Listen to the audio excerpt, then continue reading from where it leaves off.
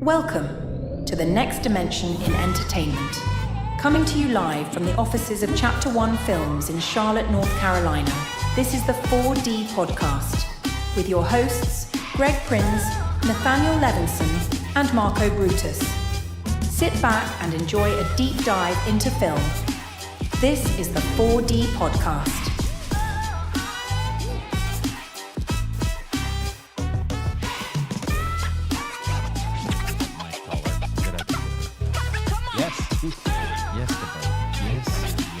Yes. Did Trent Boyette do this to you? Beep, beep. Yes. You guys ever seen that episode of South Park? Yeah. It's like all the boys in South Park are like accidentally like burn this woman, this teacher, because South Park is wild, and they blame Trent Boyette. So he goes away to jail forever. And then, she's like a robot. Like she can beep once for yes and twice for no. Then Trent Boyette gets out of jail and they accidentally burn her again. And all the cops show up and they're like, Trent Boyette, it was you again, wasn't it? And he's like, what? No. And he's like, it was those kids. And they're all like, oh, it was totally Trent Boyette. And then they look at the woman, they're like, well, ma'am, who was it? Did Trent Boyette do this to you? She beeps twice for no. And they're like, yes. Just take him away. He goes to jail. Oh, amazing. I feel like South Park is a hidden gem sometimes. Dude, it's so it's good. pretty crass. It's super crass. There are some really, really, really funny episodes. Yeah, there are some just moments. And then whenever they shifted to doing like overarching plot, yeah, which was like I want to say like 2018. It's not as good. Yeah, I just watched an episode the other day for the first time in a very long time, and it was like Cartman was just so sick of like all the rules of school, so he wanted to become a pirate. So he like went to Somalia, and he's dressed like a pirate, and he meets all these like real pirates, and they're like, oh, like take him out. Like there's some Europeans in the water. Like we should just take this little like American boy out and then hold him hostage so they give us money. And they go out there and like Cartman doesn't know what's going on, so he just thinks he's like running the ship. When in reality, they're like pointing their guns at him, like holding him hostage. And it's like a bunch of French people, and the French people just keep giving up like everything. They're like, oh yeah, we'll give you the money. And so they hand over Cartman as like the hostage, and then Cartman just starts waving his like sword around, and his friend has like a toy lightsaber, and the French are like, oh, and they like back off the ship, and so then they drive the yacht back to the Somalian pirates, and they're like, hey, this is really how you pirate. And the Somalian pirates are like, oh my gosh. Like there are episodes like that are just genuinely hysterical. Every episode that stars Butters is hysterical. Butters Butters and Ike Butters was one of the pirates. Yes, Yeah. Ike is another one that's super funny. Ike is very funny. But we'll not be talking about South Park today, although we did already. Today we're talking about the Odyssey. Oh, dude, I have so much to say. The oddity of the Odyssey. It is August 10th. Episode 64, the 40 podcast. We're excited that you guys are here. If you're watching along and you're like, what the heck? I can't type any kind of questions or comments. It's because you haven't subscribed. So go ahead and do that. Helps us out. And we want to hear from you. At any point, ask us movie questions, derail the conversation. It's okay. We'd like to hear from fans. But yes, a lot going on. So let's get into just to bring you up to speed. Nathaniel's actually finishing reading the Odyssey, so we're okay Just with him finished. being on his phone. That's an all right thing. You can down a little bit. Yes, I can. You are, I think this one. Test. Much better. That's there we a go. little up. Little up. Perfect. Right there. Thank you. A lot of things have happened in the movie world over the last couple weeks. A couple big box office movies. I mean, Yeah. I just heard the numbers, and it's like 1.6 billion already For Spider-Man? Bananas. Yeah, Spider-Man Which- is... We saw it. Yeah. I thought it was really good. We'll We'll get back to it. It's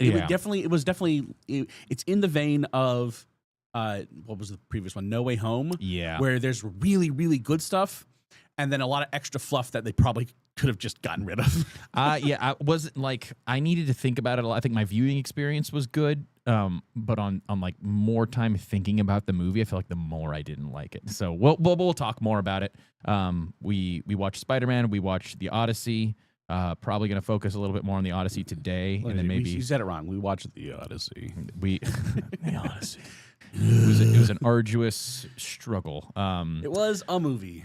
But first, let's get to some of the news. So trailers released in the last few weeks. We have Prime Time. This is the To Catch a Predator movie. Oh, Yes. I saw that. It looked like it. It's it just like looks it's supposed to be like not like documentary, but it's just the normal story. Because when we saw the trailer for it, it was framed like it was a horror movie. Like Chris Hansen's just gonna start hacking people to pieces. That's what it looked like. Well, is that it? I possibly so they have Edward Cullen playing the main To Catch a Predator guy, Chris Hansen. Chris Hansen, and but the way that they have it framed, like you said, is like he's starting to go off the walls, and he's like staging some of the stuff, and he's like, hey, act like a predator and so we can go in there and catch you, because America wants more. Who knows what it's going to be like. It looked interesting, looked well acted. That's weird because let's be honest, you just need to go to Hollywood and we'll find plenty of people for Chris Hansen to get up. Yeah, you heard me. It doesn't I said it. seem like a topic that I would love for a movie. No, just like a bunch of sex predators. Yeah. It looks weird. And they're going to somehow find a way to be like, no, but this sex predator was a good guy. He was we can't sympathetic. judge him for his views. So there's a that. very famous book written by Vladimir Nabokov called Lolita. Okay. And it's about this guy, Humbert, who basically falls in love with his niece who's like 11 or 12. Woof. It's like horrifying, but everyone reads and says this is such a good book because Humbert is a monster. Mm-hmm. And you understand he's a monster. And even though he tries to make himself like, oh, woe is me, and this and that, the other thing, and it, almost like a Frollo, like, oh, I can't help myself. Yeah. You read it, and you're like, no, that man is a monster. Yeah. So you can do it while having a villain that's like trying to be sympathetic, but you understand no. Right, yeah. And it's more so what the movie is trying to say, which are exactly. the easier things to pick up, like the subtle hints the movie is leaving you that you're like, okay, this movie wants me to sympathize with this, which we'll talk about during Spider-Man. Anyway, so some other ones that just weren't as big, I'll kind of fly through them. Mayday, this is with Ryan Reynolds. He's a pilot. He crashes, I think, in Russia, and there's some Russian people that are trying to kill him. something like that. So this is like Cold War? Or? Was it Cold War, Marco? Kinda. It's the modern version of it because he was flying an F-22 or something like that, and so he goes behind enemy lines, and then his plane crashes. We're not at war with Russia. No, you're right. Are they in so the, it's like in the movie? The Russians were just angry that he did crash. Right. It's ambiguous. So basically, the idea is that he crashes behind "quote unquote" enemy lines, which is in Russia, and he lands next to some guy who has sympathy for the Americans and like helps him out. So he's a Russian dude. Lines. Yeah, he's a Russian dude that helps him out because he wants to be American, and he likes America or whatever. It might be a very based movie. Who knows? It also is probably not going to be because it's Ryan Reynolds. But also I think that it's going to be one of those. Insert any Ryan Reynolds movie here where it's action with random comedy in it. It's going to be the exact same as all the other ones. Reynolds playing 100% character. We have Ebenezer, which is, you guessed it, a movie about Ebenezer Scrooge. I'm so excited about horror this movie. Are you really excited yes, about that movie? I love Johnny Depp. Oh. I absolutely love Johnny Depp as an actor. I mean, so this is like his big is the last movie he made before Amber Heard ruined his life? I have no idea. First off, he ruined her life after the trial. Okay, well, fair. But she tried to ruin his life. She pooped on his bed. That's like the main thing I took away from. Like physically assaulted him. Yes, yeah, multiple times. Yeah. But the whole point being, she called him out, and then he was like, "Yeah, no," and then now her life was destroyed. With the Uno reverse. Yeah. But, you. But that's the whole problem with defamation is that even though there was nothing, even though he's like, "Yeah, you can't prove any of this," he was still like pulled out of a whole bunch of movies and projects, and nobody signed him for a long time. So this is his big comeback, I guess.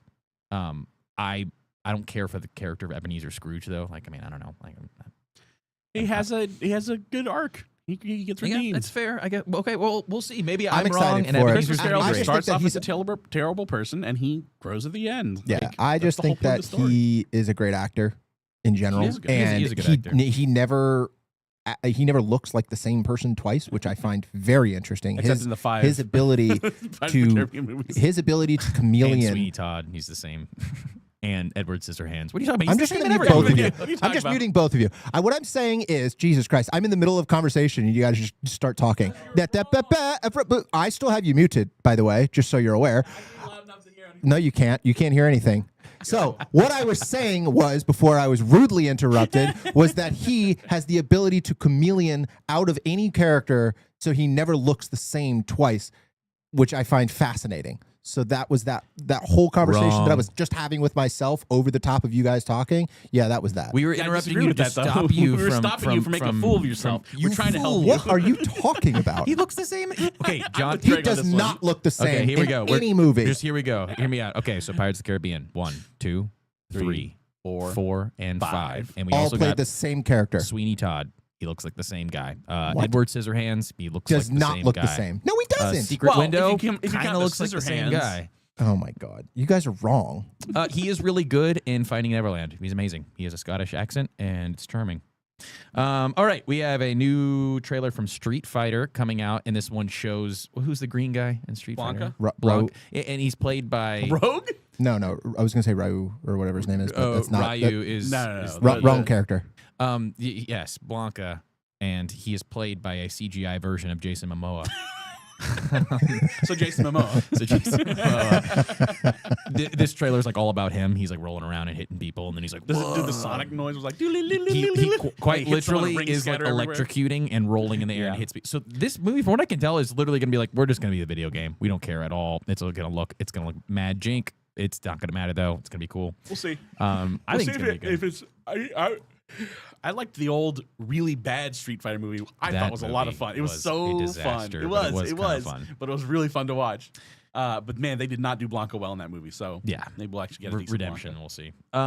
We have Madden coming out. So this is a movie about John Nicolas Madden. Cage wearing a fat suit, or is he just gaining that much weight? I think he just got chubby for the role. They're like eat a bunch of cheeseburgers. He's like, all right, I guess I'll try. Because he's Nick Cage. Yeah. A lot of big name actors though in that. Actually, it was pretty. I mean, was it Creed from? Like the Office? band? No, Creed from The Office. From The Office is in it. Which I found funny.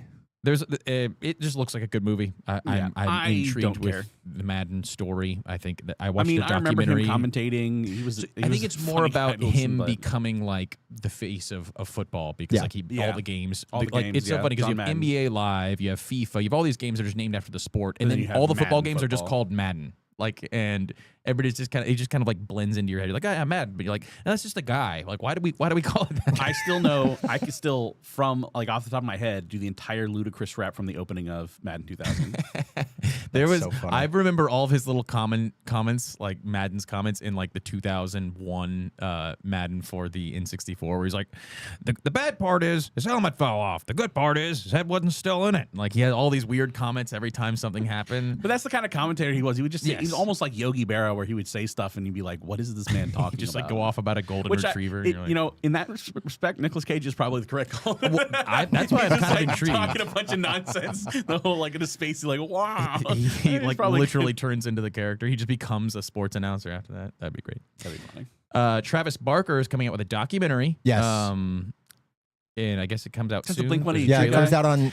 Yes. I think it's. I mean, he has a pretty interesting life though. He was in like a plane crash where his best friend died, and he like came crawling out of the wreckage of the plane. He has a pretty wild story about that plane crash, and it would be cool to hear a little bit more about that. He's also the most iconic drummer of ever, maybe. I don't know. I would say of punk pop, maybe. Well, no. He's arguably he's arguably as far as name recognition. I'm not even saying I knew like he was in talent-wise. I had no idea he was a drummer.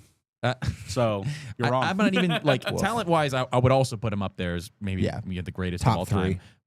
But as far as name recognition, I think most people are like, oh, Travis Barker. It's quite he's a stretch to say he's one of the top 3 drummers of all time. I don't. If you looked up right now, what would ChatGPT say? I'm really curious. Yep, look I'll it up. We're gonna do a ChatGPT just And it also depends on what genre you're talking about. That's fair, and I will admit, like knowledge of like historic drummers. I just know that I would say in my entire lifetime, Travis Barker has kind of been renowned as being not only the most iconic name brand, but also like the most talented. Yeah, like, I guess like if you're on in another if you're in level the of punk talent. scene, yes, but outside the punk scene, I don't know that. Like he you drums, say even, but I'm outside of the punk scene. I like literally just know that he's in Blink-182. Okay. So like, well, I'm just saying he drums for people outside the punk scene. Sure. Like, they're just like, hey, come and drum in my music video. Come in. Like he's just a famous guy. Sure. What's ChatGPT? Is it wrecking me? probably who's the Dave Grohl? All right, you're taking too long. I'm gonna look it up. Sorry. Anyways, right. why don't we just move I wanna on? Get down to I need to figure out this. Give me the top 10 drummers of all time.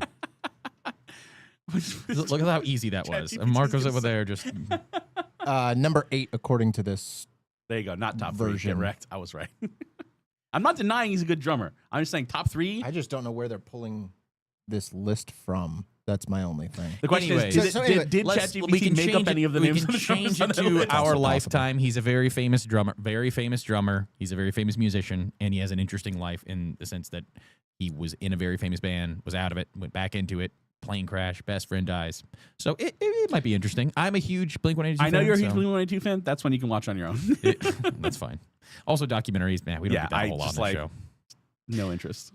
That's it for new trailers, new movies. Spider-Man, which we mentioned, we did go and see it. It's making stupid amounts of money. Yes. Ridiculous. You know what? We'll talk more about that when we get to it, but I have a few theories as to why that is. Random news: X-Files is re-releasing the 2008 X-Files. I Want to Believe movie. Never watched the X-Files. In an R-rated form, so it's like the director's cut. Does that mean you got some like alien titties in it? Or what? Like, I don't know if they went back and they were like, "Oh, all that stuff we kept out, we're gonna put it." Like, did you film a bunch of I was about to say, just awful things and just shove them into this? Is it like the original Stargate SG-1, where the very first episode, because it was initially, so it ended up being like a sci-fi show, right? So it's like tame, TV-14 maybe. And, except for the first episode, which was originally for like Showtime, so it has full frontal female nudity, just out of nowhere too. Just like literally, just chicks walking by. No, like they're like disrobing and like sacrificing these women, but they don't. They keep showing you like, oh, they're taking their clothes off and like stabbing them or whatever. That doesn't show you anything. And then one girl comes in and you expect it to the camera like zoom in, like every other one is zoomed in on her face as they like pull her dress up, but no, it's just like, whoop, and you're like, oh, what? I mean, TV shows go through some weird. I think Breaking Bad did the same thing with the first episode of Breaking Bad. There's like a naked lady jumping out of a window or something or I don't know. Anyways, though, so X-Files. You never got into X-Files? X-Files is cool. Never watched it. Might be worth just going back and starting to watch X-Files together. Those are fun show. Happy birthday to Antonio Banderas. Hey. How old do you think he is? He's like 60-something, isn't he? He is 60-something. How old do we think Antonio Banderas is? I had no clue. 6'7"? 7? No, but very close. He's 66. Yeah. Man, he's suave. He though. looks great, though. That guy's a suave man. Happy birthday, Wizard of Oz, the 1939 version. Oh, that's a great movie. That is a really good movie. Happy birthday, Red Dawn. Hey. Have I watched that? I'm pretty sure I have. Happy birthday to The Meg. I give you permission to use the fart sound effect. It's not even the worst. The Meg, No, it's really not. The Meg is what we thought it was. But yeah, it is what it's exactly what you expect. It's like, hey, we're gonna be a shark movie. We don't It's care. It's a stupid popcorn Jason movie. Statham's gonna kick a Meg. Yeah. He's gonna karate chop the Megalodon. Happy birthday to The Help. I've never seen it. I've never saw it. All right, let's get to things we've been watching. Nathaniel and I's is probably pretty similar. So, Marco, let's start with you, and then we'll roll over to us. Yes. I was really surprised myself. I've watched like 10 movies. Wow. In the last 2 weeks. I'm impressed.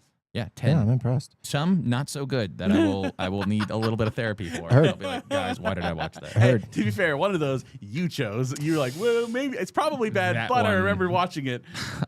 A lot of solid movies, though. Yeah. So, obviously, I watched the Odyssey with you guys, so Hot dog. that was up there. That was a movie. I retroactively, because I forgot to put it in my letterbox, I did watch Scooby Doo like 2 or 3 weeks ago. Like the live action? Yeah. Didn't James Gunn do that? I don't know.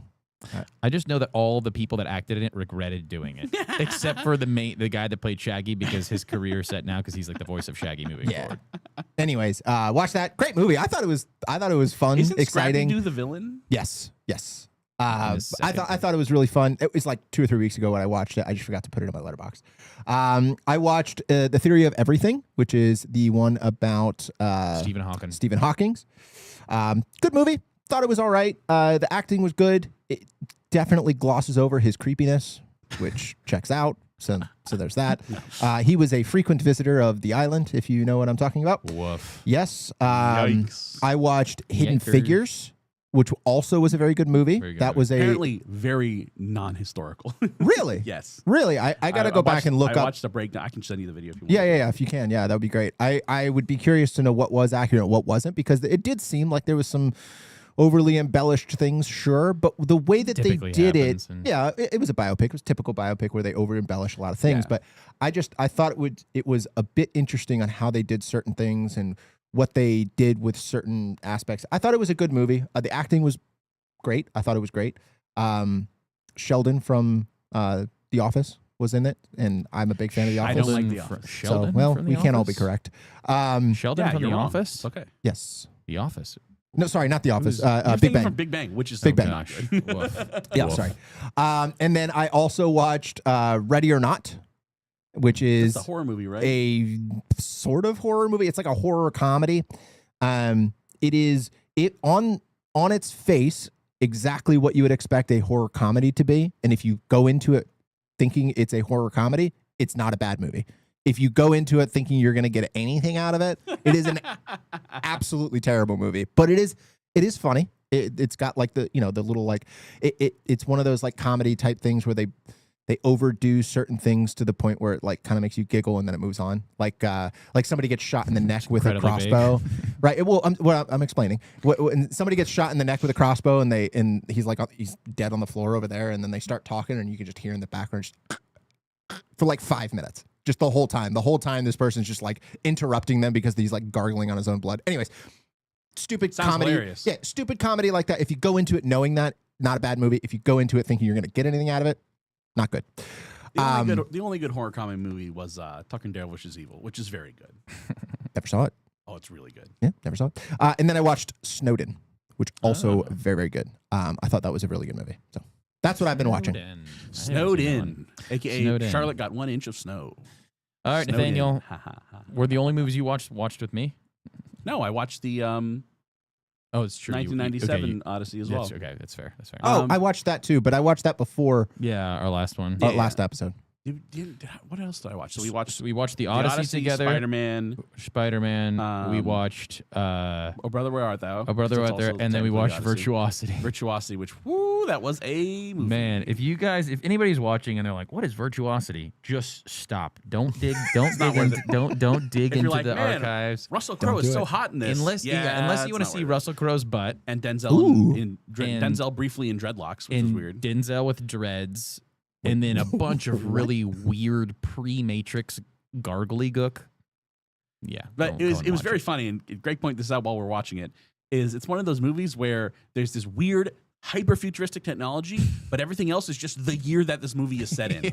So they have like full-on Matrix VR, and they don't even have cell phones. It's like their operating system is like those giant boxy computers, and all the TV screens are like 20 inches long. Like, we managed to solve VR, like perfect VR. They have like laser guns, and they have like holograms that can come to life, and they have like everything is like sentient AI, super futuristic, and then they're still using dial-up. Yeah, exactly. Like they're pulling like the hard drive out of this computer that has the AI, and it's like a big floppy disk, and you're like, oh god, it's so weird. But it was not a good movie because Russell Crowe was he was a superhero comic book villain. Oh, it had the wrong problem. That was a long list of problems. That was one of them. One of the biggest ones is that Russell Crowe is acting for a different movie than the one he's in. Yeah, it was bad. It was an interesting movie. Do you watch any other ones? I can't think of anything, so probably not. I was on vacation. Oh, Brother Out There was great, by the way, great man. Movie, movie. The music in that movie, so excellent. Phenomenal. Obviously, we watched the Odyssey and Spider-Man. We'll be getting to those. Let's see, other movies that I watched. I finished off, well, not yet. I watched Toy Story 4 because I'm trying to get through the Toy Stories. I want to do a thing on the Toy Story movies. Man, that one was just heinous. It's just awful. It's really bad. If you've seen Toy Stories 1 and 2, just stop. I mean, you can watch 3, fast forward to the end. It's great ending, but then don't watch 4. Man, it's bad. So I'll eventually push myself through 5, and I'll have a big review. Let's see what else. I watched The Long Walk. It came out kind of recently.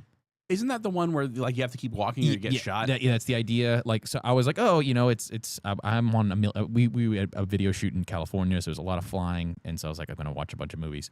Watch that one. Really weird. So like I'm shocked. Yeah, if you're sitting there thinking like, oh, how did they explain that? They don't really. They're just like, no, there's a walk, and if you stop walking, you die. And it's basically like it's a lottery. You can put your name in there, and the last one to stay walking wins like infinite money and a wish. So it's a genie putting this on this. Mark Hamill plays like the main lieutenant that's just like riding in a car next to them, like saying, "Hey, you're doing good, man." He's just supposed to be like the main villain. He's just awful. It's this society where all the different states, I guess the United States, are now individualized. I think that was kind of the idea. That's how the United States works anyway. So yeah, but they're like no federal government. Effectively like they're individualized, and the only power that the federal government has is now to do the death walk. to do the walk where like, but everybody volunteers for it themselves. They didn't explain why. The kids were just like, why do we all volunteer? Does anybody know somebody that doesn't try to volunteer for this? And like, no, we all want to do it because we all want the glory. And the idea is just that like the world's really run down, and so everybody always puts their hat in for this. But then they all like hate it. They're like, yeah, this is the worst. I'm like, why did you guys chose to be in the walk? You more and like, so it's just awful. It's just brutal. They're all dying, and it's just heinous. And then the very end, like the ending mess. If you don't go and see the walk, like it's a bad movie. But it's supposed to be like these two that get really close, and they're the last two, and then one's like, hey, I'm gonna stop for you so you can win. And so he takes a kneel down, and then he runs back. He's like, no, we got it. Like we can do it together. And he picks him up, and then he kneels down, and so he gets shot. And the one who gets shot is like, he was like the mean one. He was like, yeah, my wish is going to be to kill the lieutenant because he killed my father in front of me. And the other one was like, no, like if we just keep, like we have to see the good and the beauty in life. Like we have to. And so that dude eventually kneels down because he's like, you see the beauty and that's amazing. And I don't anymore. And I'm like, well, it's kind of like, it's kind of a sweet message. Like the one who wins is like, I want to actually change it for good. I don't want to keep adding violence to this whole thing. What? He wishes for the lieutenant to die. Yes, that's exactly. So then he wishes for Color a gun. Was shocked. So he wishes for the gun because his friend gets killed, and he shoots the lieutenant. And I'm like, what in the world did I just watch? The movie is so weird. They're just like all of these teenage. I mean, these all look like teenage boys, and they're all acting just like adults. They're like, ah, man, it's been a hard winter. And I'm like, dude, you're 14. Like, what are we? And they all talk weird. Like, there was just they're all like, I don't even want to get into it. It's just a bad movie. It was really weird, and I just needed to. I would love to talk about that for a whole show, to be honest. You know, it's one of those where you're like, there's so many problems here. And Mark Hamill was there, so you had Luke Skywalker just yelling at people, and it was just so funny. Weird movie. Watched Jurassic Park. Not a lot to say. Incredible movie. Did we ultra watch the back room since the last cast? We watched the back rooms before the last cast, actually. We didn't really talk about it much because we talked about Speed Racer. Yeah. Right. So we can sneak in a little bit of backrooms talk, maybe on the next one. We got the Odyssey to get through. WALL-E. I watched WALL-E. I watched Wreck-It Ralph. I honestly put those both at I kind of put them both at like mid-tier like Pixar movies. I didn't dislike either of them, but neither of them pushed into the range of like what I would say are like the really, really good Pixar movies. They're both just kind of fine. I quite like Wreck-It Ralph. I like WALL-E until the humans come in. Yeah. I like the just non-speaking, all showing, no telling. I really like that aspect of it. Yeah, my big note for WALL-E was that it was incredibly impressive to make me care about something so much without any dialogue. But the no dialogue eventually got to me where I'm like, there's got to be something. I don't know. That's where I fell off. So for me, when I watched WALL-E when it first came out, I've only ever watched it once. So if I go back, I might have different thoughts. But I always, when I was watching it, I thought it's really hard for one character to hold an entire movie. It's even more difficult for one character who doesn't talk to hold an entire movie. And that's where I was like, halfway through that beginning portion of the first 2/3 of it, which is basically him just running around picking up trash. It just got old to me. Granted, they did good with what that is. The fact that you had a character, just one character, and he has no dialogue to make you care about him that much was really, really well done. Yeah. Last movie is The Martian. Honestly, the first time I'd watched it since Matt Damon. Yeah, since I watched it in theaters when like Interstellar came out, like watched the both of them, and I was just so blown away by Interstellar that I didn't really care about The Martian. This is the first time I watched it since then. It's a good movie. I like it. It's a really good movie. I thought it was really good. It's not as good as Interstellar, but it's a good movie. All right, so those are the movies. So now let's talk about the thing we're here to talk about, which is the Odyssey. Yeah, Odyssey. Oh, sorry, it was the Plodyssey. The monotony. Snordyssey. Okay, so we all went to watch the Odyssey together. We have done a little bit of like in different ways. I know Marco went back and watched the original series on YouTube. You went and did that as well. You also read the Odyssey. We watched Oh Brother, Where Art Thou, which is kind of a mirroring of the Odyssey. It's really interesting. So we all did a little bit of like around the Odyssey idea, research and watching. But I want to hear everybody's thoughts. So we all watched it together. We'll kind of give into our overall thoughts. I'll just kind of ask you guys what you thought about it, and then we'll kind of push through maybe a little bit of a timeline, and then hit on like different specifics about the movie, things we didn't like and liked. So we'll start with Marco, and I kind of know where you're at on this. Yes, but, I spoke to you just briefly, just because I had to get it off my chest. I didn't like it. Sorry, I just did not like it. I might be one of like 6 people in the entire world apparently that just did not like it. No, I can send you an entire like 5-hour in multiple chunks breakdown on why the Odyssey was a betrayal of Homer, if you want me to. Yeah. Okay, fair. No, that's fine. But no, I thought you are not alone. No, I think that there were definitely some good things that happened in the movie, which we will get into, and I will give them props where they deserve. They also missed on way too much for me to be like, yeah, that's a good movie. Like, it was just a miss. There were so many things that I just genuinely did not like during the movie, and we'll get into it. My rating out of 5 is probably like a 2. Can we get that out of 10? Yeah, let's get it out of 10. Okay, 4. What is that? 4? There you go. A 4 out of 10. We go out of 10, bud. So whatever. Well, Letterboxd is out of 5. So. Oh yeah. I don't. So there's that. There were just too many things wrong with it, in my opinion. Which again we'll get into. That, yeah. So that was my overall. Okay. Nathaniel.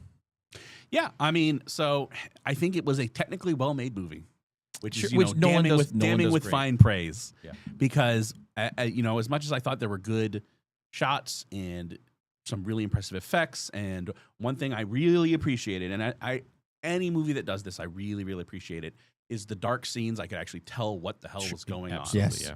So I think that's a very difficult art to get, but I just really appreciate the proper use of natural lighting, so things are dark where they're supposed to be dark, but you can actually still see what you're supposed to be seeing. There's a very fine art to that, and Nolan, I think, does a really good job with that. I think that may have helped. I will say it didn't feel overly long. Yeah. To me, I wasn't at any point in the movie, unlike The Brutalist, at no point in the movie was like, holy crap, is this not over yet? The Brutalist. I felt it. I felt the length. That's totally fair. But for me, I did not feel that way. And I got a tiny tank. I did not have to pee during this movie, which was good. So, what? What a wild thing to say. He's got a tiny tank. Is what it is. I don't know. It was a fair thing to say. I don't know to tell you. Ethan, my brother Ethan and I, we go on road trips, and I'm always the one who has to pee. And he's like, 6-hour drive, and he only has to pee. But he doesn't even have to pee until the end. I'm like, how? I had to pee like twice, and I didn't drink anything. All right. But he always rolls his eyes where I'm like, yeah, we're pulling into a rest area. What was I talking about? Yeah, the Odyssey. I didn't like it. I did not enjoy the movie. It is not a movie I would go back to. Yeah. I can give it points for being technically well made. And so for me, it's either like a 4 or a 5. I was being more generous, but now having read the Odyssey and watched the other miniseries and thought more about it, it's basically the Odyssey in name only. It really does not capture any of the essence of what the story is about. And when we talk about Oh Brother, Where Art Thou? Yeah, that's a movie that doesn't look anything like ancient Greece. Yeah, on purpose. It has like callbacks to, and yet it is a truer capture of that story and really of its central character than this one was, because Odysseus is the very central character. And if you don't get Odysseus right, then it's not going to feel like the Odyssey. And Odysseus was completely wrong. Yeah. So a technically impressive movie that just was utterly sterile and left me feeling nothing. Yeah. I'm very close to your thoughts there. And in a similar way, I think I initially had it rated a little tad higher, and I initially thought it was about a 5.5, and I've since brought it down to probably just like a 5 in my head, like out of 10. I thought there's nothing drawing me back to watch this movie again. I would have a hard time with anybody being like, I can't wait to watch that again. I'd be like, what dog did we watch the same movie? Like it was okay. Like first, like it was fine for a lot of reasons. Like you mentioned, Nolan's very good at making good looking movies. Like they really do. Like they look cool. And I think there are probably more things that I'm taking for granted in watching it. Like, oh yeah, like of course, like if you filmed that, that's how it would look. And in reality, if somebody else had filmed certain scenes that we saw, it would be a lot more silly. There'd be a lot more CGI. The boat scenes wouldn't be as authentic looking. I thought all of that just being shot on an actual ship floating in the water is a very cool feel. I'm sure it translated well. It just missed so badly on the story and the characters, which is kind of the biggest, like those are the biggest ones for me. Story and characters. Visually, really, really cool. But you didn't even have Hans Zimmer come in to push the feelings, and like we can talk about that. That was a shame in my opinion too, because I think that when you have something that's visually so cool, if you also pair it with really, really compelling music that can capture somebody's emotion, you might have made up a little bit of that ground where, I mean, and who knows, maybe, because Nolan is always kind of like historically paired with Hans Zimmer, like the two of them just kind of make movies together. Interstellar, Inception, Dunkirk, it's just it's always been him and Hans Zimmer. And so I was kind of just expecting that. And who knows, maybe Nolan just doesn't write very emotionally characters, and he just counts on Hans Zimmer to bring everybody's emotion into the movie, which, granted, it's a great combination. That wasn't there. There was effectively no score. So, yeah. No, there was a score, but it's so utterly forgettable, you forgot there was a score. Yeah. Yep, that's 100% what it was. I do know that, yes, that's why I said effectively, because there was a small theme that kind of plays at a few moments. Anyways, it was just a movie. I mean, it faded into obscurity so quickly after I watched it. I was like, I don't really care about that. Like, I have not spared a single thought about it, except for thinking about it for this podcast. And after this podcast, I will not think about it again. And what you said does matter. I didn't feel like it was long in the theaters. There was no point in the theaters where I was like, oh my gosh, end. Like the viewing experience wasn't bad. If I was forced to watch the movie, I don't think it would be painful. I think it's fine. But I would never choose to watch that movie again. And who knows? Maybe on a second watch, it really would feel long. It didn't really feel long the first time. So, anyways, those are my initial thoughts. Very middle of the pack. So let's get into maybe more of the details of this movie. So let's start with one of the bigger critiques that I think has come from all three, because Marco being the most critical of it. The two of us had bigger problems with the story and the characters. Let's just talk about the story of the Odyssey. So you obviously you just finished reading the book. Both of you guys watched the original. Like from your perspectives, how does the story differ? What were the good or bad things that happened? And what are the big changes?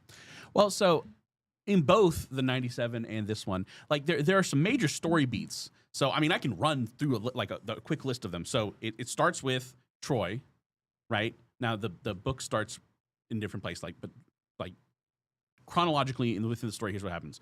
They've just done the Trojan horse and sacked Troy. And so everyone leaves. Great. They end up on the shores of where the Cyclops live, right? And they go in and they're like, hey, we've been waylaid here. The whole Polyphemus thing and the no man or nobody thing happens. And then at the very end of that, Odysseus turns around, and even though his men are like, don't do this, he turns around and is like, oh, by the way, it was Odysseus, you suck. And so then Poseidon gets really pissed off at them and basically waylays them there. So their first stop is the island of the Lotus Eaters. Which you might want to explain the nobody thing. Okay, so let me explain that for people who are not familiar with the tale of Odysseus. So basically, they run to this giant Cyclops, and they're trying to be like, hey, let's we just want to trade with you. You know, we're strangers, so please be kind to us. Give us the grace that's due to strangers. And the Cyclops Polyphemus is basically like, yeah, I don't care about Zeus. I'm the son of Poseidon. And so he just eats two of the guys and like locks them in the cave. And he's like, yeah, I'm going to eat all you. And then Odysseus offers him wine, and like really good wine. Polyphemus is like, wow, this is really good wine. What's your name? I'm going to eat you last. And he's like, my name is Nobody. And so then Polyphemus falls asleep. They stab him in the eye and like gouge his eye out. And he starts crying. All the other Cyclops come around like, dude, what's going on? And it's like, nobody's attacking me. And like, well, if nobody's attacking you, it's probably your own fault. And they leave. And so then they like tie themselves between the sheep. And so the sheep get out, and they get out with the sheep. But then as they're leaving, Odysseus says, by the way, my name's Odysseus. You suck. You got beat by Odysseus. By the way, my name's Odysseus. Write it down, Odysseus. And so Polyphemus is like, hey, Poseidon, please get this guy. Yeah. And so Poseidon's like, all right, I'm just going to wreck all his ships. And so then they just get like disaster after disaster after disaster. So the first thing that happens is they get this island where they eat lotus flowers that make you forget. And some of the men eat it, and so it basically has to like drag those men away. That's like a really short thing. Then the next place they end up on this island of Aeneas, who's like the god of the winds. And the god of winds is like, I like you, Odysseus. I'm going to help you out. So he takes all the winds and puts them in a big bag and gives it to him and says, the only wind I left is the west wind. You'll get to Ithaca, which is his home, in 9 days. They're like, they can see the shores of Ithaca, and Odysseus falls asleep because he's like, oh, thank God, I made it. So he falls asleep, and his other men are like, I bet he got gold. So they open the bag, and they get scattered again. So they're literally like, they're about to get there, and his dumbass men scatter them to the winds. They end up on the island of the giants. That's, again, very briefly, they go in, and the giants are like, yeah, we don't like you. We're just going to kill you. And so they escape from there, and that's where they lose most of their ships. They end up on Circe's island, and he ends up like treating with Circe, because Circe like turns all his men into pigs. And so he ends up, basically Mercury's like, or Hermes is like, all right, here's what you got to do. You eat this herb, and then when she tries to turn you into a pig, you're going to threaten her with your sword, and then she's going to be like, okay, I want to bang. And you're going to say yes, so that she'll turn your men not into pigs. It's pretty wild. Jeez, yeah. So he agrees to bang Circe, but he's like, okay, you got to promise me that you're going to be good to my men. And so she is. And it's funny because Circe ends up being like, after that, like helps them out a lot. Yep. And so she's like, okay, well, you need to go to Hades and get the blind priest to do the mumbo jumbo. So he goes, he meets, which in the 97 one is Christopher Lee. And interestingly, and at that point he only tells him, don't kill the cattle on Helios's island. Whatever you do, don't do that. If you don't do that, you'll get home safe. You and your men will get home safe. If you do that, you're the only one who's getting home. So then he meets Agamemnon, and Agamemnon tells him like, yeah, my wife betrayed me like slept with another dude, and then they killed me. And so when you get home, make sure Penelope's true to you. Don't just show up. Be like, go in disguise. Yeah. So he goes back to Cersei, and Cersei says, "Oh, by the way, you're going to meet Scylla and Charybdis. You need to go with Scylla, because if you go by Scylla, you lose 6 men. If you go to Charybdis, you'll lose everyone's going to die."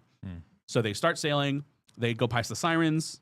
The whole siren thing happens. He binds himself to the mast and listens to the siren song while everybody else has wax. Then they go by Scylla, and 6 of their men get killed. And then they end up on the island of Helios. And he's like, "All right, whatever you do, don't eat." And he tells them exactly why. He's like, "If you eat these cattle, you will, like, Zeus will kill you." But then they're stuck on there for a month, and they're starting to run out of food. And one of the guys, like, he leaves to go fishing, and one of his men is like, "All right, you know what? I'd rather die at sea than die of hunger." So they just gorge themselves on cattle, and this is like, "You guys suck." And so they leave. Zeus just like obliterates their boat, and he's the only one who survives. Ends up trapped on Calypso's island. You guys suck. Yeah, that's Zeus. And he ends up on Calypso's island. Calypso falls in love with him, and is like, "I want you to marry me, and I'll make you immortal." And so he's like sleeping with her the whole time, but he says the whole time he'll basically like go into her and, you know, be with her, and then the rest of the day he just like sits on the beach crying because he wants to go back to Penelope. And so at some point Hermes goes to Calypso and it's like, "Okay, Zeus says you have to let him go." So Calypso's like, "Fine, I'll let him go." Builds a raft, goes. Poseidon's still pissed off at him, and is like, "Nah, son," and keeps like breaking his raft apart. He ends up on some other island where that's where he tells the whole story. And then he ends up getting back to Ithaca, where all these suitors are there, like vying for the hand of Helen. And he goes in and he kills all of them. He and Telemachus kill all of them, and then they also hang all the 12 of their 50 handmaidens or female servants that had been wooed by the suitors and were betrayed Penelope. Damn. And then he takes his place as king. The end. Happy ending. It's so funny because it just seems like the obvious takeaway is that it's this brutal journey for a guy that really wants to get home. Yeah. And it's like, that's the one thing, I mean, not the one thing, it's one of the biggest things that Nolan took away. He's like, hey, the real problem is he doesn't actually want to get home. Do you really want to get home? It was like, that was the whole thing he was struggling with. Right. And like, I guess you can be a person that would say, oh, well, he did a good job depicting that. I think that's probably fair to say. Like they tried to build good reasons as to why he was.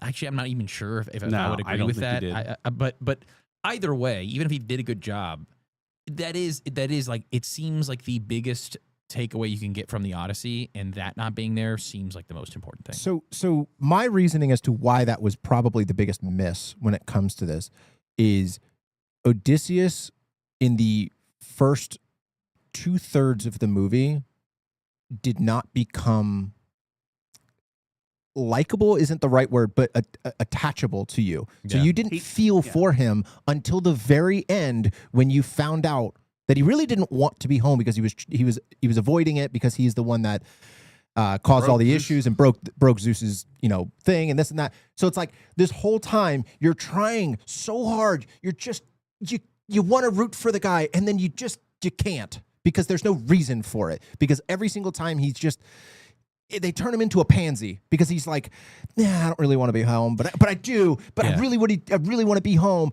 But all of his actions don't show that. And you're like, what are you doing? Like, how am I supposed to root for you when you just keep doing again and again all these silly mistakes?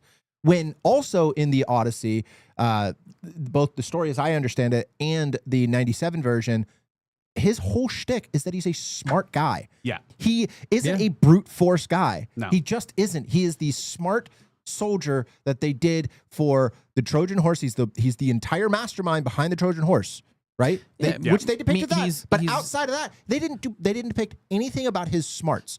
Everything that he won was just good luck. Yeah. I mean, I don't understand how they missed that. And now thinking about it is in the 97 version and in the book, he's very active. He's trying actively to get home. Yes. He is so passive in the movie. Yes. He's just kind of tossed about by the winds of fate, and it's like, He's, Right. like the story is happening to him. Yeah. and Yes. he's- and The he's story being- that's exactly and right. The different story happens people to are him. telling him what's going to happen, Correct. which made it even more Yeah. lifeless. And it's Yes. funny because in the books, in both the Iliad and the Odyssey, a lot of times they're like, okay, here's what I'm going to do. But then a god or goddess will show up and be like, yeah, that's not how it's going to happen. Here's what's going to happen. And they're like, oh, fine. And then sometimes they say, okay, well, here's what the goddess said. Let me do this. But sometimes they're like, you know what? I just got to go for it anyways. The Iliad is really interesting because the gods suck. They're awful. Well, I think one of the bigger problems is that Odysseus just ceased to be interesting. Like he just like having a character who's so indecisive isn't very interesting to watch. To have somebody be like, oh, like I really want to go home, but man, like the sirens, they were telling me that I don't really want to go home, and maybe I don't actually want to go home. You find out that he doesn't actually want to go home, and he's effectively he's got PTSD, and he's convinced that because of the kind of unhonorable way, like dishonorable way that they took Troy, like with like the Trojan horse, like because that was kind of dishonorable, he feels like there's going to be this judgment exacted upon him and wherever he goes. So does he want to bring that home? But like, yeah. But here's the thing: he keeps saying that, like, oh, that was a violation of Zeus's law. I'm like, okay, no, Zeus's law, and they never call it that in the Odyssey. But the whole idea is that if the gods can take forms of whatever they want, and so if you see like strangers or beggars, you treat them kindly, because they might be a god. Right. The Trojan horse has literally nothing to do with that. It was like, this was war. You tricked your enemies. Well, but I just the horse was not a beggar or a stranger. There are two big problems with that in the story, and one being exactly what you just said. It's war. Like what? I just don't buy the whole like, oh man, it was really like we killed a lot of people. It's like, well, they were killing you too. Like isn't it war? Then the Cyclops ate people, and you weren't like devastated by that. You were still like, oh, like all the Troy. It's like there's killing and death all around you. It's a wild story. You saw people turned into pigs in front of you, and you're still kind of like, oh, but I did like that part I didn't buy. And I think the bigger problem is that the whole dilemma of the movie, he just decides it's no longer a dilemma. Yeah. That you know how he gets over it? He just goes, nah, never mind. It'll be fine. But if you really think about it, he's like, man, I don't want to come home. I don't want to come. I guess I'll come home. And then the movie ends, and you're happy. I'm like, well, then what was the he struggle? just like sails off into that. Well, he also sailing isn't, off like, into the sunset. He and it's doesn't like, take meh. back his throne, which was the whole point. Like, hello. Sorry. Just last. So to me, it just felt so silly to insert this idea that he really doesn't want to get home to eventually have him get home and then live happy ever after. The dialogue that explained all of that, I didn't mind. Right, the story and how he told it, and the flashbacks. Well, it was probably one of the only right, emotional. Age of Right, it Bronze was one of end. the. It was one of the few times where I felt like I was supposed to actually root for him. Yeah. Because he was actually having an emotional, Yeah. self-worth thing, and I was like, okay, cool, that kind of checks out. I wish you would have done that for the last hour and 45 minutes before this scene, but sure, why not? But one of the things that I thought was a miss, which could have fixed slightly, albeit not all the way, slightly, the desire for me to root for him, is the lack of aura that he had. They gave everybody else like the highest of aura. Like, was it Agamemnon had that that was swag. freaking Yeah, I black liked it. suit of armor, and it's like, The Batman man, armor. you just I want liked it. that guy to be like just rule the world when you saw him. Like, oh God, if they would have just put Odysseus in that, everyone would have been like, yeah. Sick. Well, like, I'm in. Like, count me in for rooting for this guy. This guy's awesome. You have to give him something. Like you said, even if he's not going to be this strong, Right. Force on the battlefield, to demonstrate his wits like a ton of times would have been really cool. Yes. And all of that seemed rushed, and none of it actually gave the movie didn't give it any time for you to be like, oh, that was a really, really cool. Even the Trojan horse, like, we all knew that was coming, so none of us are shocked. None of us are like, oh, but you could have taken liberty to be like, all of these side quests that happens, let's give him even more genius throughout the whole time. Let's give him more sailing prowl. Let's give him like all of these cool ideas that he has in order to get away from the giants. And it's a blank canvas. Go and make it what you want. And one of the important things that happens, and I think the 97 did a good job of this at the end, is that part of the journey is humbling him, because he is, and it talks about him like in intellect, he's the peer of the gods. Yeah. Like he is as smart. He's smart enough to outwit gods, But the kind of one of the morals of the story is don't try to outwit the gods because they're immortal, they're vengeful, they're petty, and eventually they'll find out, and you won't have a good end. Right. And so, the whole losing that Polyphemus thing where he deliberately turns and says, I'm the one who outwitted you. Let it be known. Yeah. And that's kind of what sets it all spells off. doom for his whole. And he learns from that, and he stops doing that. He starts listening to when Athena comes to him. He's like, okay, I'm going to do what you say because I keep getting myself into trouble with my big mouth. Well, and I guess we can kind of steep over into character here because wait, before we do that, I have a really interesting thing that I had to look up after the fact because I wasn't 100% sure. So as you guys know, I am a massive weather nerd. I follow hurricanes nonstop, and with hurricanes, you also have to follow the tides that are happening in the area that the storms are happening. Well, I learned a long time ago that, and I had to reread this because I wanted to confirm this. The Mediterranean Sea tides are only about 10 inches to 12 inches. So they just come in and out very little? So the concept, because of the Gibraltar Strait, the Strait of Gibraltar, the time in which the water is trying to rush into the bay versus in rushing out, it doesn't give it enough time for the actual water to raise more than 10 to 12 inches. So rendering the whole entire thing of, well, we lost, men in our Trojan horse due to the tides, basically moot.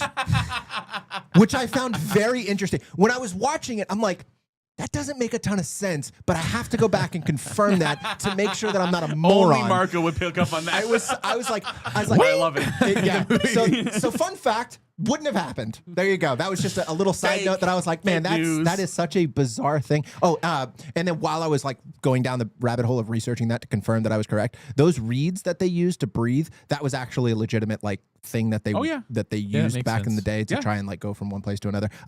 They don't work very well. In fact, most people die using them because of the carbon monoxide carbon dioxide that you're expelling doesn't quite get out of the straw, so you're just essentially just breathing in carbon dioxide after a while. You suffocate in 2 minutes, 3 minutes. So fun fact, little fun facts for you. But yeah, I thought that the Mediterranean Sea tide things I thought that was an interesting endeavor. Well, before we jump to characters, I think that's actually a really good segue to how Nolan talked about this movie and what actually took place in this movie, because obviously there was a lot of hooting and hollering about the certain castings. Yeah, and people that's were worth getting into. People were like, actually. well, that's not accurate at all to the time.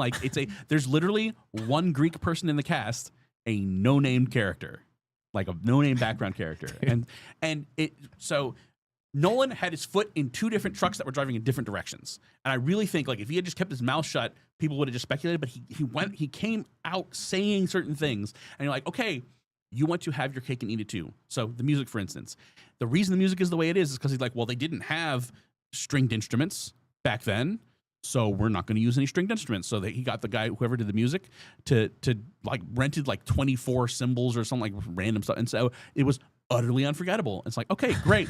So why did you get a Viking ship? Yeah, I know. Dogs, and all these guys in steel armor. It's like, well, that doesn't matter. Okay. Either historical accuracy does matter, and you want to be as historically accurate or accurate to what the source material says as possible, or it doesn't matter. Right. In which case, everyone's going to say, isn't that a Viking ship? Yeah, it doesn't matter because I'm doing whatever I want because I'm not intentionally sticking. But he basically dug his own grave saying, oh, this is the reason the music is this way. And I picked up Travis Scott the rapper because rap is just like Greek poetry. And okay. Yeah, whatever you say, dog. But then you're like, okay, and also I'm casting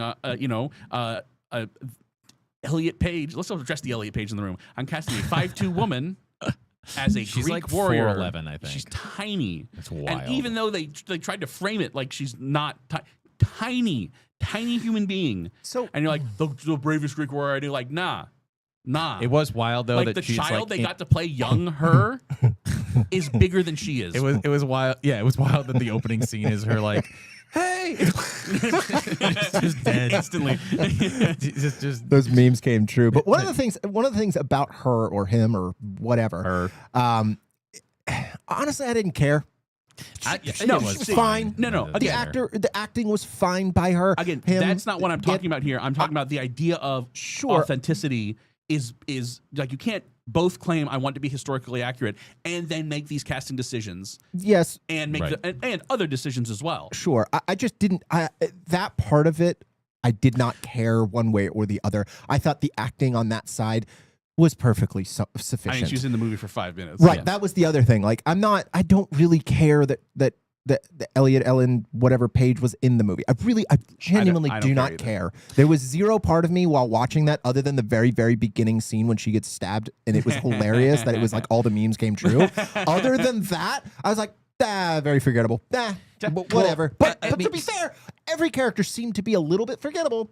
That was part of my problem with the whole movie. Yeah, and again, it's not like I'm not taking necessarily issue with her role or that. Although it's this weird double-mindedness of Christopher Nolan coming out and saying we are trying to be historically accurate. That's why we're shooting on location in Greece and doing this and the other thing. Like, we want it to be realistic and grounded and whatever. But then you say that, but then you're doing these other things that are in the opposite direction of that. Where your defense of that would be, well, it's just that.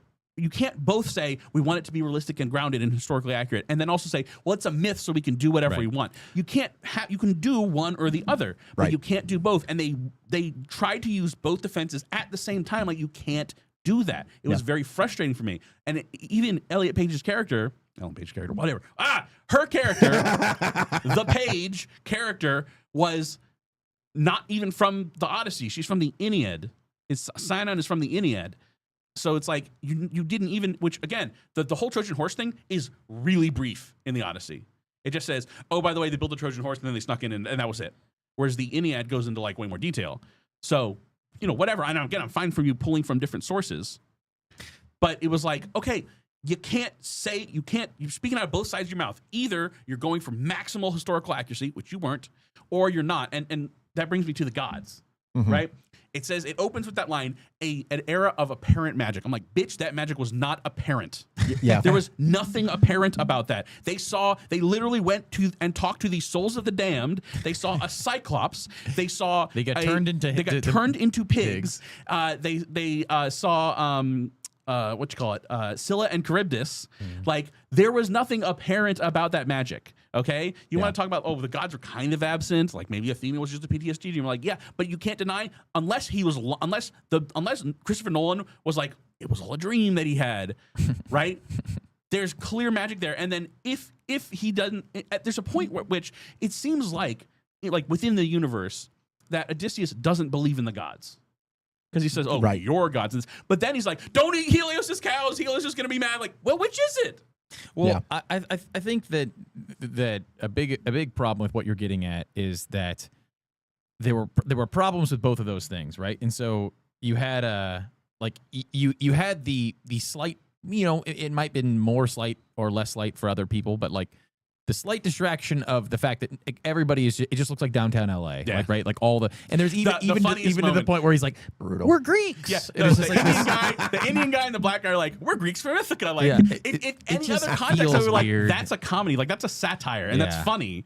Well, just to point it out, to have a line where you actually point it out, you're like, dude, nice lamp shading. It didn't work. And again, to your point, there have been plenty of movies where that's never mattered, and like that, it's part of the charm of whatever movie that is, or even the genius of the movie, even if it's taking itself seriously, to be like, hey, it didn't really bother caring about these things, but that's okay, right? Like, I can think of movies like that.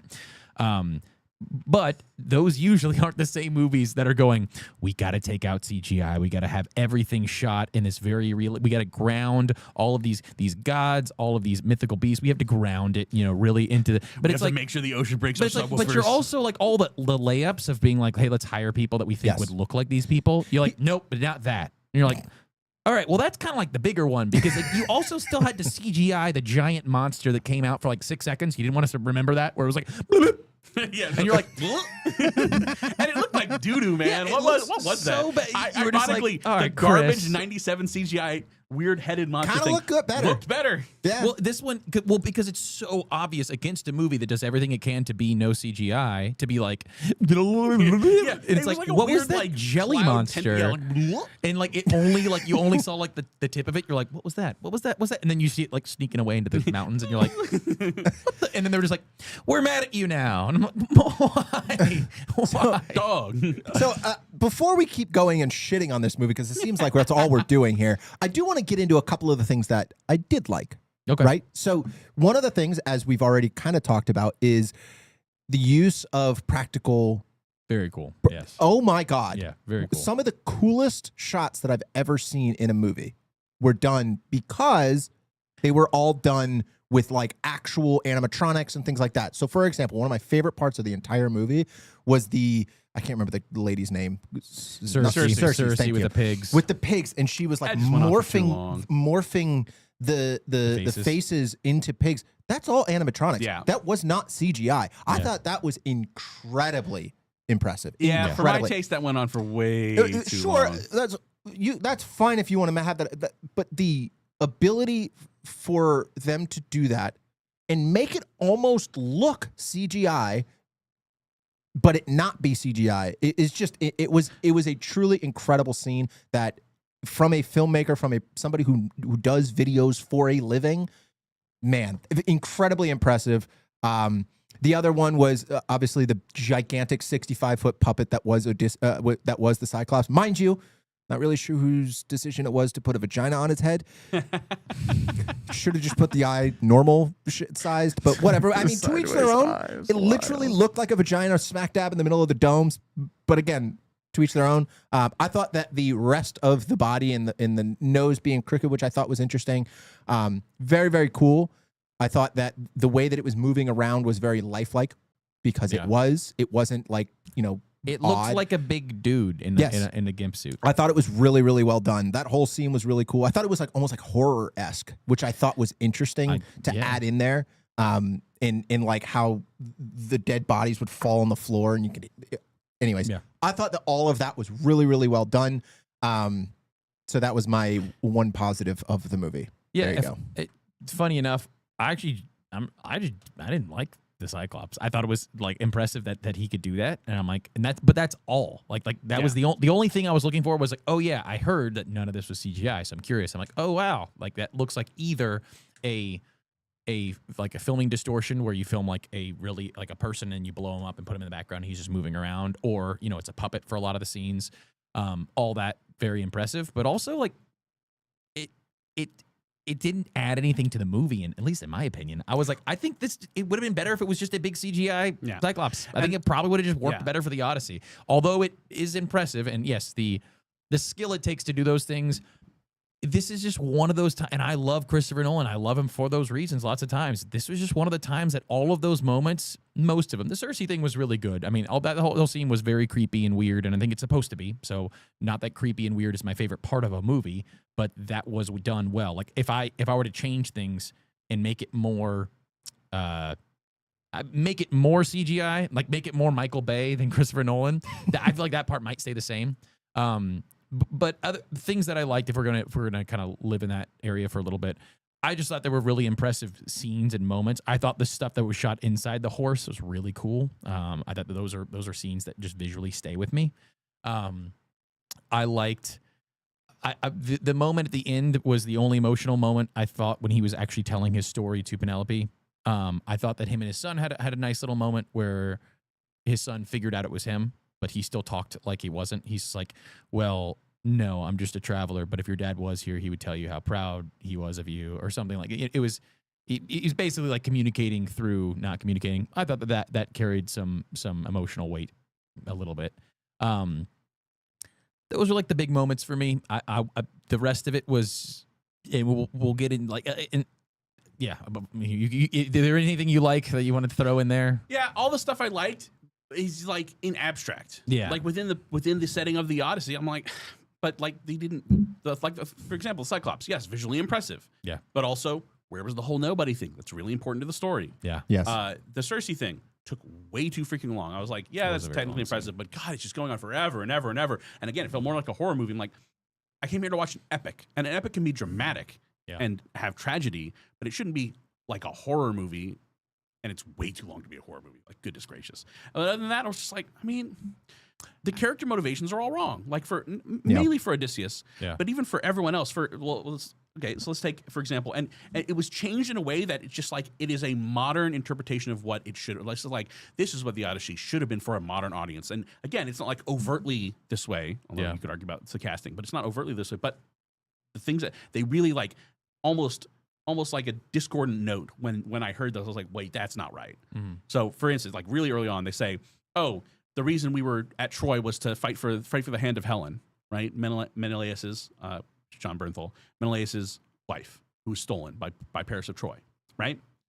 Well, and then one of the guys said, actually, it's because Agamemnon just wanted control of the trade routes. He just used it as an excuse. I'm like, no, they just went there to fight for Helen. That was it. Yeah. And then so it basically made like, if you take a step back and look at it, it's like all the men are evil and all the women are like brutalized by the patriarchy. Like that's the story of this, and like, oh, war is terrible. It's like it's such a modern interpretation of everything. It definitely did feel like it took a lot of masculinity out. Like there were no just cool, dominant, masculine moments. It's very much and this was like obviously because the dudes were jacked and wearing like old. But even in the trailers, like the trailer for the Resident Evil, like it's the absolute simplification of all leading men. Yeah. Where they're like these doughy, like, oh, like we don't have any like bold actual that believe in what they're doing men anymore. They're all just like, oh, I don't know, am I doing the right thing? And just like super apologetic and super like that's supposed to be a side character, not a main character. Well, like just characters that have conviction, like have conviction in what you're doing. Basically say, I believe this and I'm really strong on that belief. That is attractive to see in anything. Even if it's the wrong idea, you want to see a villain that has conviction in what he believes. And you want to hear what those convictions are. And to have a character just be like, I don't know, is like, oh, that's just not interesting. And I get it. As people, we're fickle and we deal with that a lot. But like in character writing, that's not what you do. Like you're not like, oh, and he was, it's Odysseus and now he's leaving and he really wants to get home. But he thinks about it a little bit. He doesn't. Maybe he wants to get. Maybe he doesn't. Oh my gosh, going home would be. Okay, we went home. Yeah, and that's the story. You're like, what? Yeah. Why? But then also I don't want to listen to that. And then also, like Cersei's like, oh, all men are pigs. This is what they really look like. Okay, so that was like a whole and that honestly, like the way that whole scene went, and she's like, actually, I also turned my sister into a raven, but we get along better that way. It's like, you're a horrible person. Yeah, that part. That almost felt satirical. Like, yeah, she's obviously wrong, except for everything else. Where like Clytemnestra, which is Agamemnon's wife, right? She ends up, when he's away at war, she ends up sleeping with Aegisthus, and they conspire to kill him. Like they both conspire together to kill Agamemnon when he comes back, right? And because of that, Orestes goes and kills both of them, which is Menelaus' son. Yeah. So Orestes goes and kills both of them. In the book, that's just like Aegisthus and which I might be pronouncing that wrong. Aegisthus and Clytemnestra, they're the bad guys there. Yeah. And this one, it was like her avenging the death of the baby. So it basically like took all the women who act villainously, and said no, they were wronged by men first. Yeah, I definitely do think that there are those underlying themes. They're not overt. Yes, they weren't. They didn't ruin. Like they didn't. No, it wasn't so in your face that it ruined it's it. Something but they're there. Definitely for noticed, sure. especially for an epic where you're reading it and it's all about fighting for honor. In fact, like the Iliad, I'm reading the Iliad, and it's almost hysterical that they're all fighting about honor. And every time they kill someone, the first thing they do, they stop fighting and they try to take the armor.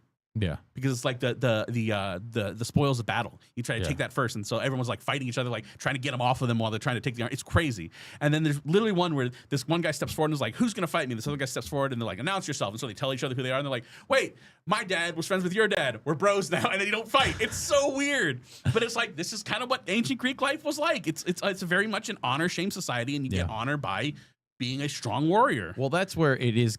It is definitely just, it feels weird to see Nolan insert what's effectively like a Vietnam vet into Greek war culture to be like, oh, look at him.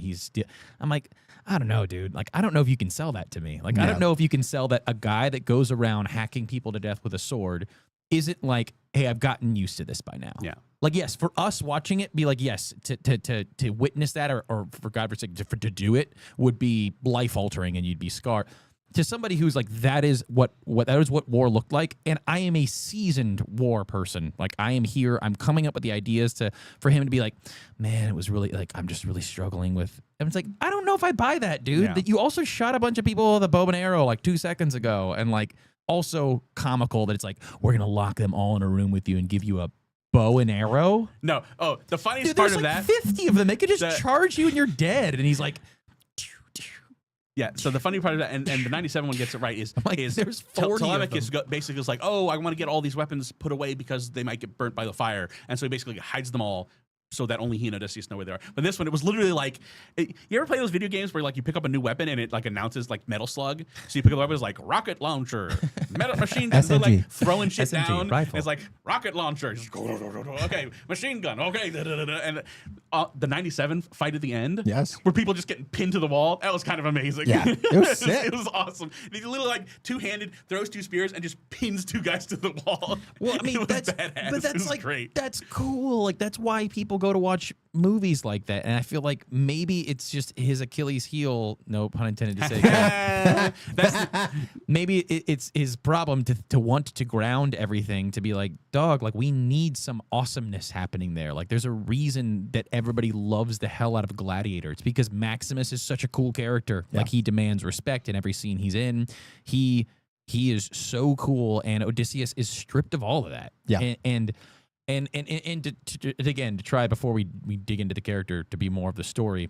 And I mentioned this to, I think, both of you, definitely to you, but the story, the way that this story is told is that it is told.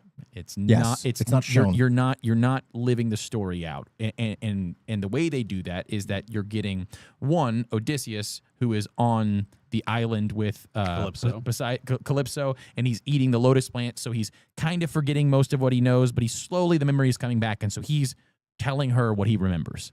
And then you also get his son, Telemachus, who is like, I need to go and find my dad because things are really bad here. And so he's kind of getting stories from people as he goes along, people telling stories of Odysseus.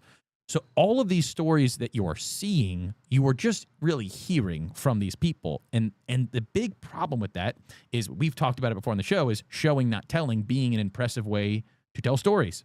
And examples of this would be, you have a character who is really witty and who is really smart and is really strong. You wouldn't have a character barge into the scene and go, that's John. He's really witty, really smart, and really strong. And then you just continue on. You would say that's lazy writing. Like, that is just telling, not showing. Whereas if you wanted to show that, you would show John figuring out, solving problems for people, being really strong in moments of, physical strength where he needs to be, being witty in those moments and making funny jokes. You would conclude as the viewer, he is strong, witty, and smart. Like, you can get those things. Now, this whole entire movie is done in the way of telling, and so the problem being that you get a line like this, like, hey, my crew, they wanted to mutiny me. And then it goes to show you what happens. And you're like, you just told me. So like now, and then they mutinied all over him. Yeah, and then they were like, it's mutinying time, and they mutinied all over that guy. but like, so there was no, so there's this specific moment where he's like, yeah, he told, like, the guy in Hades is like, hey, you're gonna have to choose. You're gonna have to choose getting your whole crew destroyed by going into the whirlpool, or you can go this way, and that monster's gonna eat 6 of them. But your crew's gonna get mad at you if you do. And he's like, oh man. And then they go and do it. But then you're like, wow, is this really? So what do you think happens? One, he's like, hey, let's go towards the whirlpool, knowing that his crew would be like, no, he told you something. Let's go the other way. So then they don't do what he said. They go the other way. They get 6 of them get eaten. Then they get mad at him. They wrap your mind around that. He's like, hey, let's go that way. They're like, no, let's go this way. And 6 of them get eaten, and they're like, how could you do that? And he's like, they're like, yeah, you knew that 6 of us were going to get eaten. He's like, yeah, but the other way, all of you would have died. And they're like, you had no right. And I'm like, who the hell is First this of all, crew? he told you to go the other way. I was like, even, hello? like, and again, it's his wits to say, oh, they're going to choose against me, so I'm going to say go this way. But they have nothing. They have nothing to hoist against him. So the only thing in that scene that is holding me to, I could see this crew mutinying against him, is the fact that Buddy said that they would. Because like the evidence doesn't prove it at all. I'm like, I'm not behind you like fake Greek people getting mad at Odysseus here. I'm not buying that. Greek. Like, yeah, we're Greeks. That scene is burned into my head burst out laughing because he's like cracking up as if it's obvious. He's like, we're Greeks. I'm like, and also, my bad. I thought that you were a black guy, an Arabian dude. Like clearly Indian, but yes. But also, the very funny thing is that they're translating a guy who's speaking Greek. Yeah. It's like the old man on the island is speaking to them in Greek. He's like, well, he's saying this. Like, dude, what language are you speaking? You're all speaking Greek, hypothetically. Sorry, Greek. This crew of asshats. So like, and this was a big problem, is that a lot of the cool, interesting story beats take place with Odysseus and his crew. I couldn't tell you or care less for anybody on that crew. Yep. They could all die in round 1 and I wouldn't have cared. I couldn't tell you a single name. None of them mattered. None of them had any characters, and that takes all of the weight off of you being like, oh man, it must be hard for Odysseus. Like, man, he must be feeling it. I don't know. You've done nothing as the movie people. You've done nothing as the director to make me feel that. And the entire time, it's very similar to what you were saying about telling, not showing. Yeah. It's he kept saying over and over, what about my men? What about my men? In the movie, and I'm just like, well, why? Why do you care about these people? They suck. Like, I don't understand. They mutinied all over you. They mutinied all over you, and you're like, but my men, and you're like, well, and the problem is that you could like come with me for a moment here, right, into a pretend movie that didn't happen, right? So there are or the 97 version. There are hard times on this ship, right? And you're getting to know he has moments because again, the pacing of this movie, that's a whole nother thing. It never there was a zero. It was just like, pew,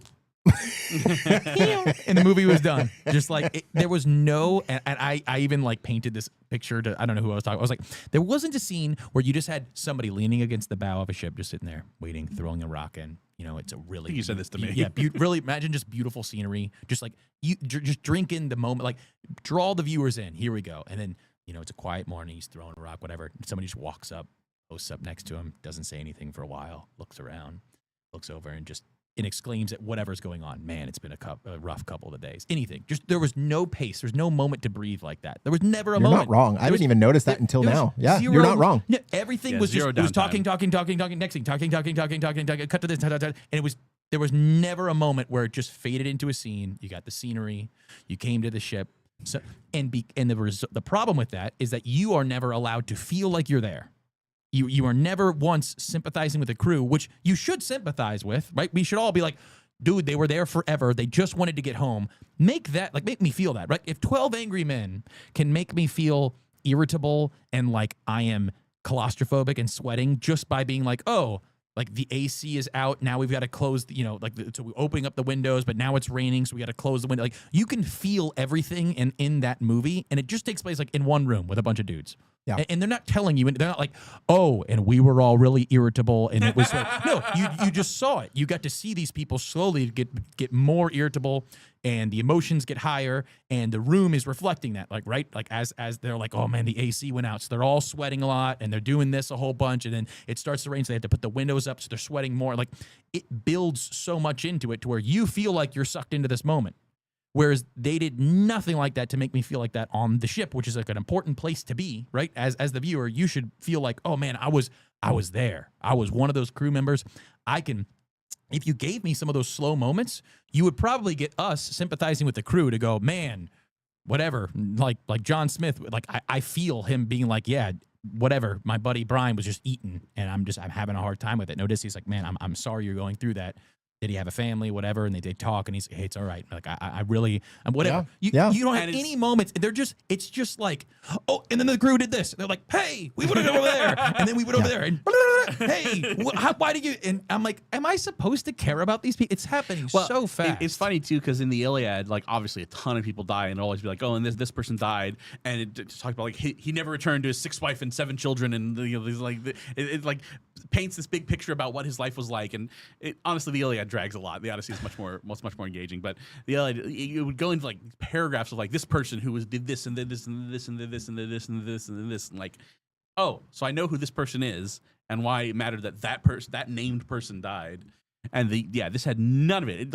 It could have even done the cheap thing, like a guy just pulls out pulls out a picture like, I'm just looking forward to seeing my wife and kids at home. Like, do anything. Anything. Just have a slow moment where a guy is whittling a piece of wood and he's like, I'm going to bring it home to my boy. You know, like he's been looking forward to whatever. And then after one of the battles, Odysseus looks down and that thing's sitting there covered in blood. And you just get the imagery of like, that guy just died and he's been sitting here trying to get home too to his family. And then now we can get the weight. Oh man, he's feeling the responsibility. He's not like, have one other character be like, hey, you're not the only one getting home to your family, man. Just like, oh, okay. Now there was nothing. And at that point, you could have been like, you know what? Yeah, my men. Yeah, of course. That checks out. Of course. But there just wasn't any of that. And I was just like, why are you so invested in your men when instantly they just like mutiny in you? And it's like, you don't even care about them. You don't even know about them. You don't know anything about them. That's what I felt the whole time from Odysseus. And I'm just like, why do you care so much about your men? Yeah, there's nothing there for them. They don't explain any of that. They don't give you anything of that. It's well, such a just a miss. I think that specific thing though also has like, yes, the story itself stopped me from caring, but also Odysseus' character was super inconsistent. Like, yes, so it's so bad. We gotta talk about this scene. Oh boy, which one? The scene where the guy just eats the puppies off the cliff. Oh my god! Oh my god! I can't do that. I have said on this podcast time and time again, people can die all they want. You get a dog that dies in a movie, I'm out. And like the first 10 minutes of the movie, just some guy on the side just eating puppies. Sounds like you're peeking, Marco. I'm like, dude. Literally, it happens so it quick. So fast. You're like dead silence. And I, you know, I'll lean over and whisper things to people in movie theater, and you know, but I usually don't like say something out loud. But I literally just went, "What the hell?" Like completely out loud. I'm so taken aback. He just like this basketball player just goes, "Whoop!" What? I beg your pardon. It felt like those YouTube shorts where you get like the person reacting to a video and the video is happening. The person's like, and then something wild will happen, and then the video keeps going. And the person watching is just like I'm sitting here watching, and then it's just like, and I'm like, wait, I'm like, it's that one reaction gif of the two guys who just stand up like, oh, what the? Like it's like, did nobody else just see that? And they're like, well, we found the dog a long time ago, and I'm like, wait, you threw the other two off the cliff. Like it was. Again, one of those moments where you're like, Nolan, why, dude? The other thing, like, you could have redeemed it so much better. At the very end, when the dog dies. Oh, no emotions to that, which is first hard off, to do. Yeah, it's hard to have no emotions around a dying dog. Yeah, a dying dog in a movie is like... you should be sad. Right, you should be sad. And in this one, the dog just dies on a pile of poop. Yep. And again, they gave it no time to connect. There was no time to connect to that dog. You could have had Odysseus, the owner of this dog. The dog was waiting for Odysseus to come home in order to die. This dog was like 20 years old, 22 years old. No dog lives 22 years old. Very few, at least, right? You could have had Odysseus pick the dog up off of the shit, lift it, and take it off of the shit, place it onto the, clean ground, and like pet it once. And that would have been infinitely better than the dog dying on a pile of shit. Now, I will say, and again, I'm not saying this is where he maybe could have taken liberty with the source material, given how much we actually like dogs. So when he goes in, he's in disguise, and the dog recognizes him, but he can't like go over to it because then people will be like, "Oh, that's Odysseus." So he just like cries, but then he looks away as the dog dies. So it is a sad moment. Like Odysseus feels it, but he can't go and do anything because of the situation he's in. And if anyone is looking at like, well, he had to change the thing because it was all toxic masculinity. Like, do you know how many times like half of the chapters are people killing people and half the chapters are people crying? Like, there's so much crying in this book. Well, I think the bigger problem with all of those is again the pacing is like it never gave it like I thought about the Batman, which is the latest version of Batman. It's not a great movie, but there are moments that are really powerful. So in my opinion, the hands down best moment of the movie is the first crime scene that happens. Batman's there with Gordon. Gordon is just an idiot the whole time, and he's like, "What's going on?" Which is the whole movie. But he's there. They're piecing things together, and then he's like, "Okay, great, we got to go." And then as the two of them are walking out, he looks down and he sees a kid's footprint in blood, and he stops, and then Gordon comes back. He's like, "Yeah, the kid found him," and he looks up, and he sees the kid sitting across the room, and the kid just looks up and looks at him, and there's this long moment where he just, and this is where the Nirvana song comes in, like it's like really deep, dark music, and he's just staring at this kid, and the kid's looking right back at him, and there's so much there, right? Because this is Bruce Wayne going, this is how I turned into this. Was that I was that kid that found my dead parents. To be fair, he was never Bruce Wayne. He was the Crow. He was Batman, and then he was the Crow. Anyways, but it's a powerful moment, and it's allowed to be powerful, they give it time not to breathe. because Gordon's like, oh, this must mean a lot because his parents died and so did yours, and then it's just this long pause, and you can tell it's affecting Batman, and he's stuck there. And he's looking at this kid, and like, who knows? Like, you're allowed to put whatever you think is going through his head. Like, wow, is any of this worth it? Like, am I changing anybody's life? Like, is it just going to be more me's being created out there? Like, can I actually? Or is the kid looking at him going, man, I can see in his eyes that he's witnessed what I witnessed. Like, there's just all this cool, but that's allowed to happen because the movie just gives it this long moment. And so with the dog, you have him come up, and that dog dies. Give that a moment to breathe, for the love of God. Like, it's your dog. Like, granted, it wouldn't have helped anything. The movie gave, like, there wasn't even enough time at the beginning for you to establish, oh, there was a really deep relationship between him and this dog here. It was just like, oh, and they say that dog is still waiting for Odysseus to get back, and then he's gonna die, and then Odysseus gets back. Exactly. It's just telling you. It's just telling you what's happening. It's not like there's no moments that can actually get your emotions involved. It's sterile. Well, and then so I want to get back to this movie had a lot of. It was very polarizing before it came out because we talked briefly about the casting, how it was kind of silly. They just cast it. But one of the other big things was also that there was no. The language is just modern language. I will say, did this distract you as much as you thought it was? Yes. Like, I thought it was going to be miserable. I only noticed it for certain very stupid lines. Now, when it jumped out at me, I was like, "Dear God in heaven, who wrote this?" Yeah, and a couple one was well, I mean, the most most obvious Mythica was very funny. That one was funny. But was like, "Your daddy home?" Like when he's like school bullying him, like, "Where's daddy? Your daddy's not gonna my daddy." Like, okay, whatever. And then when he said, he's like, "Our age of bronze is coming to an end." Oh my God! Like, dog, that was a term that was invented in the 1920s. Brutal. My brother was saying, like, it's like if the Great Depression happens and someone's just looking at the newspaper like, this truly is the Great Depression. And I literally was like, what are we, some kind of suicide squad? Like, it was such bad dialogue. Like, what are you talking about? The big one that really did it for me, that literally took me out of the movie for like a good 4 or 5 minutes is, we've been on this fucking beach for 10 years. And I'm like, fucking beach. I was like, oh, come on, man. 10 years on this fucking beach. And I'm just like, well, just say that we've been here for 10 years. Fine. Why to throw the F-bomb out there? It took me out of the movie for like 5 minutes. And that and the two other F-bombs at the end are like the only reason this movie needed to be rated R. It could have been PG-13. Yeah, I think. Well, no, I mean, with Cyclops chewing people in half, it would have been. It would have been rated R. That was kind of in the dark. It was dark, but then, honestly, it wasn't super graphic. Turning the pigs and back into the. I don't know. I think it would have been rated R regardless. I think you could have argued. I don't know. It's a very low R. But yeah, sure, it's a low R, but I still think it would have been an R. Anyways, go ahead.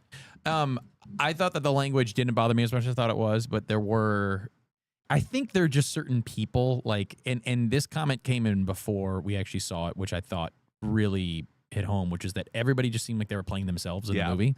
And they did fine, I guess. Nobody really did a bad job, but like other than, I would say, I keep calling him Edward Cullen. I forget the name of the actor. Robert Pattinson. Robert Pattinson, who I think is actually like probably one of the better actors in our current time. Like, he is just pretty good. He's really good at most everything I see him in.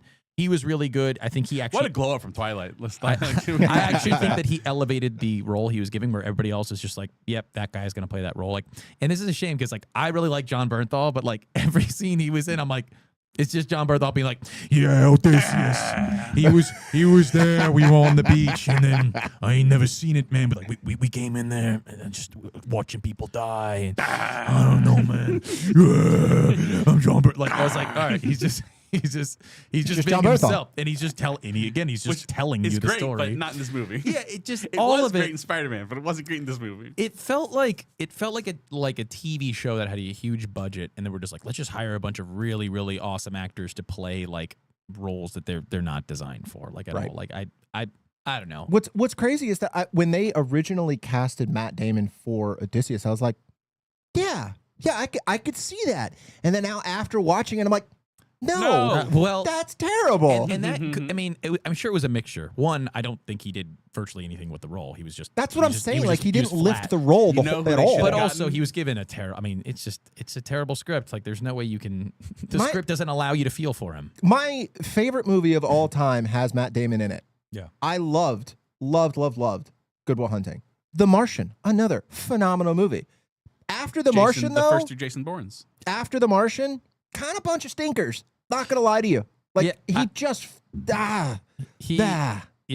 I think I don't know. He plays in some really, really bad ones, but he is undoubtedly a good actor. Except he hasn't been in the last 5 years, 10 He's years. washed up.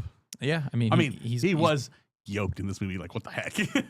Buddy was huge. Jeez. So I'll give him that. But so overall thoughts on the Odyssey, like what were the big reasons you didn't like it?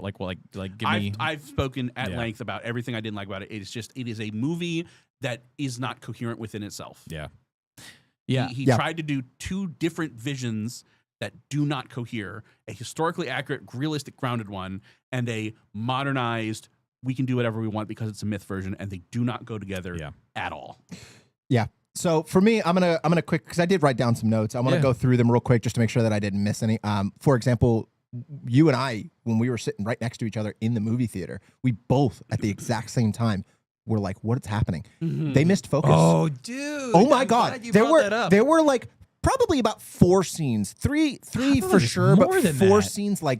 They probably could not focus. They couldn't focus. It was like you brought that up. It was as if literally the subject that they were trying to film was not in focus. Correct. And again, no, that was an artistic decision. Well, no, I disagree. I looked at it long enough to be like, nope, this is a mistake. Like basically to where you're like, okay, there are times where characters here, they move back, focus finds them, they move forward, focus finds, whatever the case is. Or there's times where it might accidentally focus on a foreground and then it refocuses on them for a split second. That's all fine. These were long enough moments to be like the Anne Hathaway scene. The Anne she Hathaway is just not dialogue. in focus this whole time. I'm like, what are we doing? Yeah, the entirety of the Anne Hathaway dialogue between her and Odysseus was that the scene? Yeah, it was near the end. It was near the end. I remember that. But it happened several times. That was when I started to say it. She was cameras here, right? She would talk like this the whole time. She was going in and out, in and out like that. And the focus was like trying to like catch up with her. And it just never, like it just never got there. It was distracting. It was like, so it was distracting. weird. It was weird. Incredibly distracting. That is not a typical mistake you would see in movies. Like like when we don't find focus, we're like, shoot, we can't use this clip. We got to use another clip. And typically they re-record things and they go back. They call it something, watching the dailies. So they'll watch the dailies of the recordings. And if they're like, oh, that was a great scene, we missed focus, you re-record it. And if it's bad enough to where they like put the movie together and then they realize it's out of focus, they'll do reshoots. This is an actual thing where they'll call everybody back out, they'll re-get everything, and they will reshoot tiny little parts of a bunch of different scenes to plug them in to be like, oh, we missed that one little part. You can't miss focus. You can't have that. You can't. It was so distracting. That was the biggest distraction. That might be something that only you two noticed. Sorry. Well, no. There's no way we were the only two. There was no way we were the only two. People who are thinking about filming that way, I didn't notice anything. It wasn't just that scene though. There was a couple scenes. There was a scene on the boat, for example, when they were trying to go from foreground to background, and they just missed. And I'm like, they went too far on it or something. It was like, I was like, what?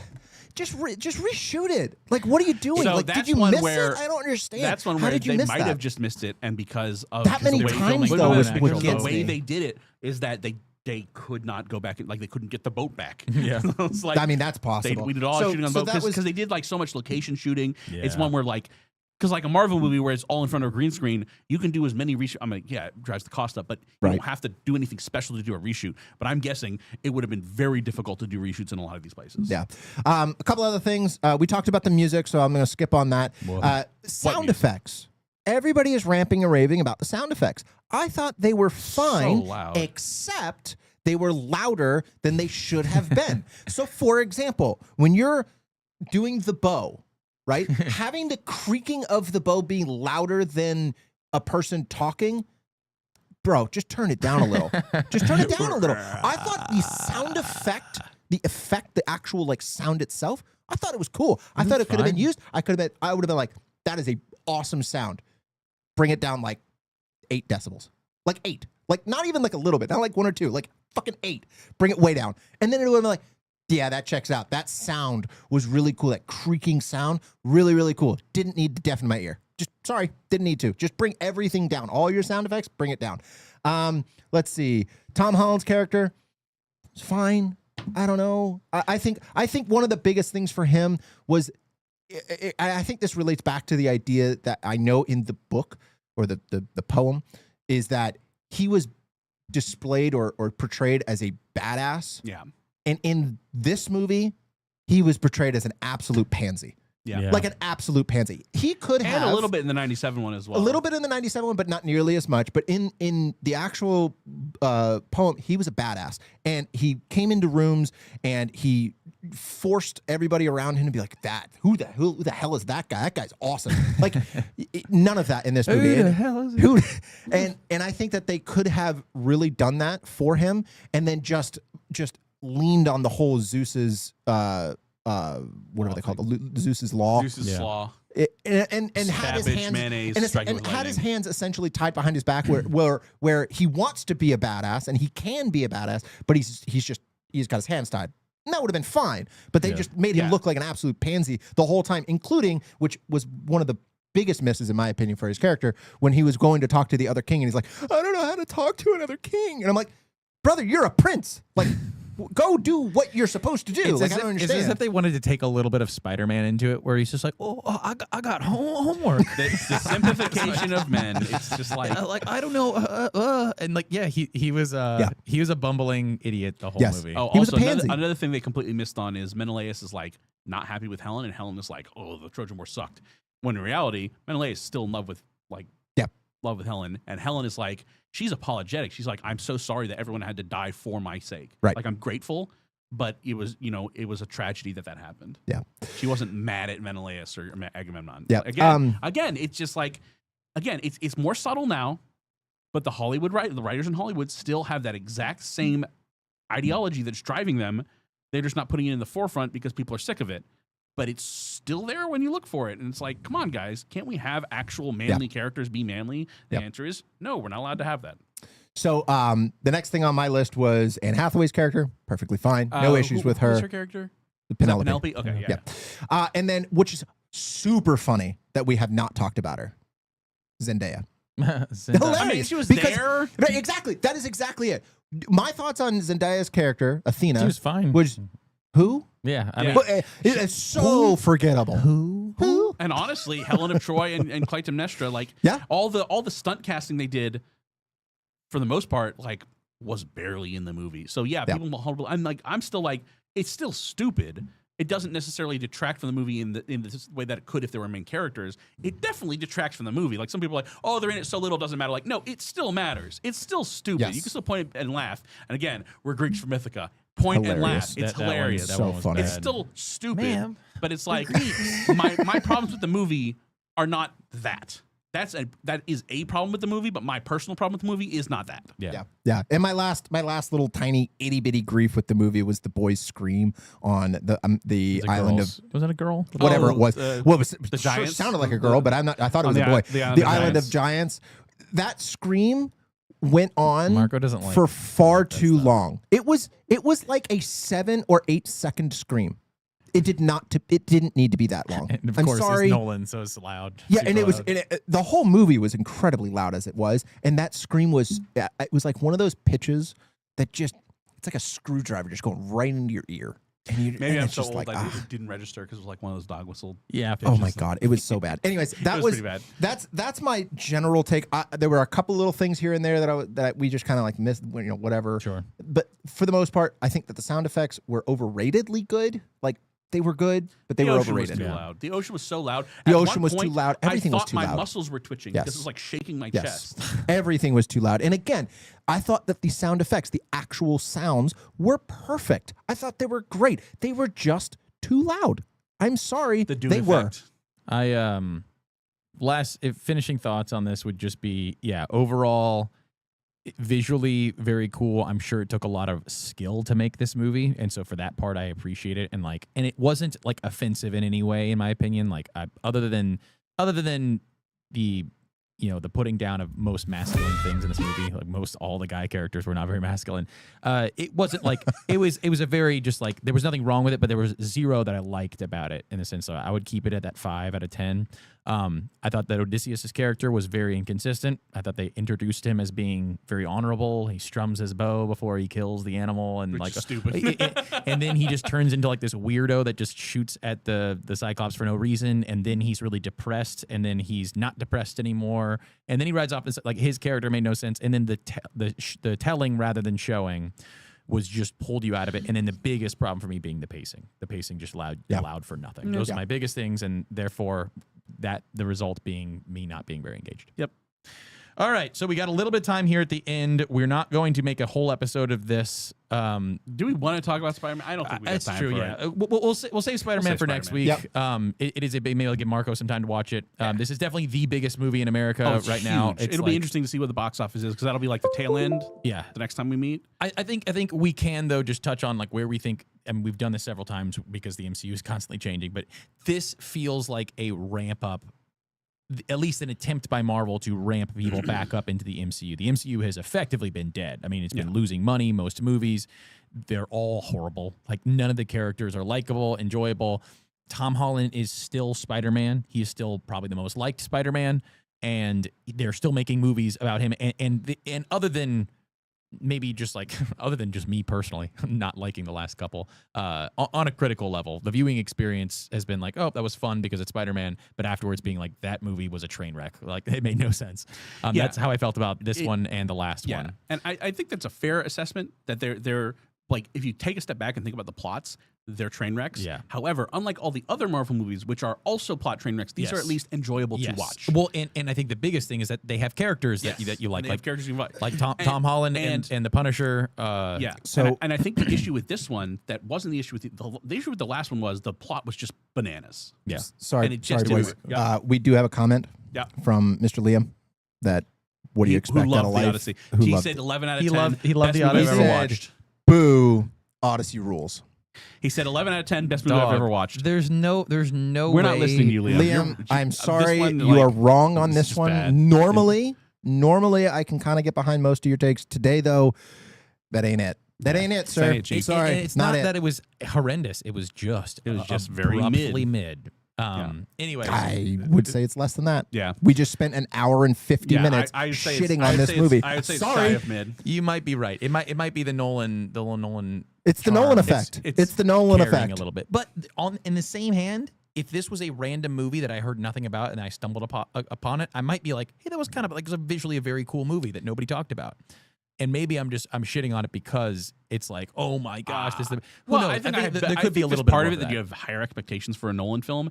But honestly, like I didn't even think about that as I'm going into it. Like knowing that it was Nolan, some of my critiques are like, well, this is because it's a Nolan film. But most of my critiques are. Oh no, Liam! What did he There's say? zero chance it goes even close. He's saying 1A is Good Will Hunting and 1B is the Odyssey, meaning his one and one tied. He's just he's just saying things to be You inflammatory. say that now. Next year, you're going to say something else is.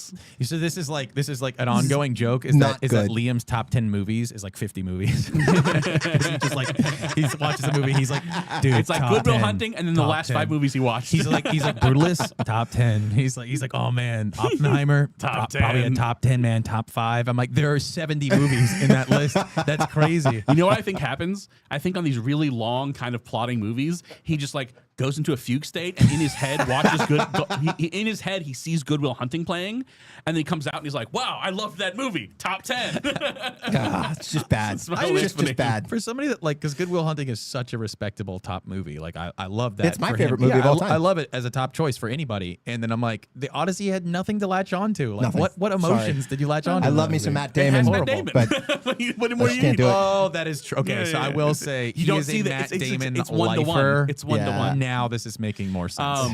But yeah, Anyways, but so the problem I have with this MCU. Spider-Man is I think all the Spider-Man stuff is pretty solid. Yeah. All the stuff that's not Spider-Man related is not great. We won't get into that won't yet because like I have thoughts against that. I would say I would recommend this as a good movie. I think it's the first Marvel thing that's come out that's actually been on the side, like over the 5 line, rather than under the 5 line. Now, where you fall over that 5 line, maybe like how many issues you take with the plot. For me, I would put it like a 7 or an 8. I really enjoyed it. I thought it was a lot of fun. What do you say? 1C is Old Boy. I knew it. I knew it. I wasn't gonna Hit say him with the horn. I wasn't gonna talk about Old Boy, but I knew that was up there. This guy. But yes, it does seem like the MCU is ramping back up. It's getting ready for Doomsday. Yeah. It brought a lot of the stops. It felt like an MCU movie. Whether it was good or bad, my opinion on it was that it felt like a phase 1 through 3 MCU movie. Yeah. Even if you didn't like it, you didn't think it was good. It was like even MCU movies in that time that you didn't like, you were still like, oh, but it's still a part. It almost felt like the prequels for Star Wars, where you're like, those are not as good as the originals, but they still belong. Like you still call those 1 through 6, whereas the new ones, you're like, that isn't even part of it. Yeah. It's like, it seems like phase 4 and forward have been like, I'm not even counting that as part of the MCU. And this felt like an original MCU movie. We'll get into the details why I didn't like it very much, but it did still feel like an original movie where all the other ones have not even felt like they've been in the right universe. Yeah. But I'm excited to watch it though. Yeah, we'll get into that in a couple weeks. I liked it. We'll give you guys the. We will probably be doing this because we found that Mondays during the day have kind of found a nice little home. We are probably going to be aiming for the 24th, similar time, 1 o'clock on Monday. We might have, who knows, we might have Jay back on. He seems like he might be a repeat customer. We like Jay a lot. If you are watching and you haven't subscribed, go ahead and hit that subscribe button. We'll be excited to see you in a couple weeks. We'll talk about Spider-Man and anything else that's going on in the movie world. Let us know what you want us to see. And yeah, until then, Liam just makes terrible takes. That's been a Such truth. is life. It's nice to know something's not changed. Yeah. Death, taxes.